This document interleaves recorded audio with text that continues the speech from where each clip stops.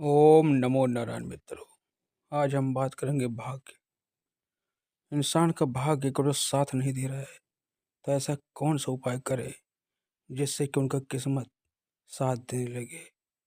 आप लोगों ने बहुत बार सुना होगा कि बच्चा पढ़ लिखा बहुत तो है, बहुत लिखा पढ़ा लिखा है, उसकी पढ़ाई लिखाई में कोई कमी नहीं है, उसके बावजूद भी उसका किस्मत साथ न देने के कारण उसको सफलता नहीं मिल रही है। वो परीक्षा में 1 या 2 नंबर से चूक जाता है। उसका कहीं भी काम, कोई भी काम थोड़े से कमी के चलते नहीं हो पाता है, जिससे कि उसका काम, उसका जीवन सफल नहीं हो पाता। उसका और सिर्फ ही सिर्फ एक कारण है, उसका भाग्य। किस्मत एक ऐसी चीज है जो इंसान को पूरी तरह बदल देती है। किस्मत इंसान को कम मेहनत करने पे भी उच्च कोटि की सफलता देता है। तो कुंडली में ऐसा कौन सा भाव है जिसको हम भाग्य भाव कहते हैं? कुंडली के 9वां भाव को हम भाग्य भाव कहते हैं। कुंडली का जो 9वां भाव है उसका स्वामी जो होता है वही कुंडली का भाग्य भाव होता है। इस प्रकार आप अपने कुंडली में 9वें भाव के स्वामी का विचार कीजिए कि आपके कुंडली का 9वां भाव है, उसका स्वामी ग्रह कौन है।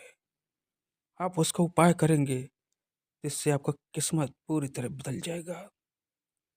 अगर जो 9वें भाव के स्वामी का आप मंत्रोच्चारण करते हैं तो उससे आपका भाग्य बदल जाएगा। 9वें भाव का स्वामी आपका किस्मत रातों रात बदल देता है।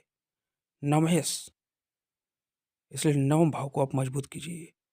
कुंडली का 9वां भाव मजबूत होने से आपका जीवन पूरी तरह बदल जाएगा। कुंडली का अगर 9वें सूर्य है तो सूर्य का बीज मंत्र आप जाप करिए। मंगल है तो हनुमान चालीसा का पाठ करिए। चंद्रमा है तो चंद्रमा का बीज मंत्र करिए। बृहस्पति है तो आप बृहस्पति बीज मंत्र का जाप करिए। शुक्र है तो शुक्र का बीज मंत्र का जाप करिए।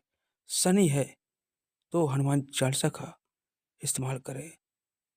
इस प्रकार 7 के 7 जो ग्रह हैं उसका आप मंत्रोच्चार करेंगे तो उससे आपका किस्मत पूरी तरह बदल जाएगा। तो कुंडली का 9वां भाव को आप जैसे ही बदलेंगे आपका किस्मत पूरी तरह चमक जाएगा। ये किस्मत आपको ऐसा चमकाएगा कि आप भी देखते रह जाएंगे। मेरा अपना अनुभव है, मैं कई लोग को ये राय देकर उनका जिंदगी बदल सकता हूँ। इसलिए कुंडली का 9वां भाव पर आप ध्यान दीजिए। कुंडली का 9वां भाव ही इंसान को रंक से राजा बनाता है, करोड़पति बनाता है।